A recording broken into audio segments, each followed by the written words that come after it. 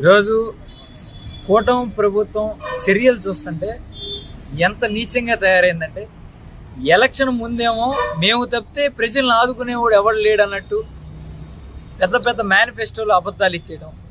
Election అవగానే ఏ పేదోడైతే ఈ అబద్ధాలను నమ్మి మా జీవితాలు బాగుపడతాయి, పలానా పవన్ కళ్యాణ్ గారు చెప్పారు, పలానా చంద్రబాబు నాయుడు గారు చెప్పారు, ఇంత ఇస్తా అన్నారు, మా జీవితాలు బాగుపడతాయని కళ్ళకన్నా ఆ పేదోళ్ళనే ఈరోజు కొట్లు కొడతాం చూస్తున్నాం. జడ్పీ సెంటర్లో ఎంత ఘోరంగా అంటే, రోజువారీ ఆ కొట్ల మీద అమ్ముకున్న దాంతో కుటుంబ జీవనం సాగించే పేదలను ఈరోజు ఇబ్బంది పెట్టి ఆ కొట్లన్నీ కొట్టేశారు.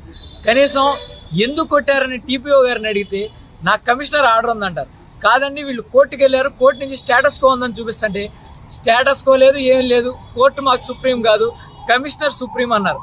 సరే, కమిషనర్ సుప్రీం అన్నారు కదా, ఆ స్టేటస్ కో ఆర్డర్ కమిషనర్కి చూపించారా అంటే నేను చూపించానని అక్కడ ఆయన చెప్తారు. సరే అని కమిషనర్ గారు ఏంటి అన్యాయం అని ప్రశ్నిస్తా కమిషనర్ గారు ఛాంబర్కి వస్తే కమిషనర్ గారు ఏమో మా నాన్నగారికి బాగాలేదండి, నేను 2 రోజులు లీవ్ పెట్టి నేను ఇప్పుడే వెళ్ళానండి అంటారు. సరే, కమిషనర్ గారిని మీరు లీవ్ పెట్టేసారు, స్టేటస్ కో ఉందని తెలుసా, స్టేటస్ కో ఉన్నా మీరు ఎట్లా పంపించారు అంటే స్టేటస్ కో ఉన్నట్టు నాకు తెలియదండి, నాకు ఏ అధికారి నాకు చెప్పలేదని ఆయన మాట్లాడుతున్నారు. స్టేటస్ కో ఉందని ఆయన టీపీఓ గారు చెప్తే స్టేటస్ కో ఉందని నాకు తెలియదని ఈయన చెప్తున్నారు. అంటే దీనిపైన ఎవరుండి నడిపిస్తున్నారు? ఈ అధికారులు నడిపించేది ఎవరు? ఆ పేదవాళ్ళ జీవన ఆధారాన్ని ఈరోజు కుదేలు చేయమని చెప్పింది ఎవరు? అంటే లోకల్ మంత్రికి తెలియకుండా ఇవన్నీ జరుగుతున్నాయా? అక్కడ లోకల్ ఇన్ఛార్జీలకి తెలియకుండా ఇవన్నీ జరుగుతున్నాయా? అంటే పేదవాళ్ళ బతుకులు నాశనం చేయడమే మీ ఎజెండానా? ఇదొకటే మిమ్మల్ని ప్రశ్నిస్తున్నాను. ఈరోజు కమిషనర్ గారు చెప్పిన దానికి టీపీఓ గారు చెప్పిన దానికి నేను మీడియా వాళ్ళకి కూడా ఇస్తాను. నేను ఏదైతే కాల్ వాళ్ళతో మాట్లాడానో అవంతా రికార్డ్ చేయడం జరిగింది. ఇద్దరు ఏం మాట్లాడారో, అసలు ఇద్దరు మాట్లాడేదానికి సంబంధం ఉందో లేదో మీకు క్లియర్గా మీడియా ద్వారానే మీడియా వారికి ఇష్టం కూడా జరుగుతుంది. మీరే చూడండి, మీరే జడ్జిమెంట్ ఇవ్వండి. అంటే వీళ్ళు ఎంత న్యాక్గా డ్రామా ఆడాలని ట్రై చేస్తున్నారు. సమాధానం తోచింది చెప్పడం. అంటే ఈరోజు రాజ్యాంగానికి విలువ లేదంటే ఈరోజు అంబేద్కర్ గారు చనిపోయిన రోజునే పెట్టుకుని రాజ్యాంగాన్ని కూడా చంపేద్దామని డిసైడ్ అయిపోయినట్టున్నారు.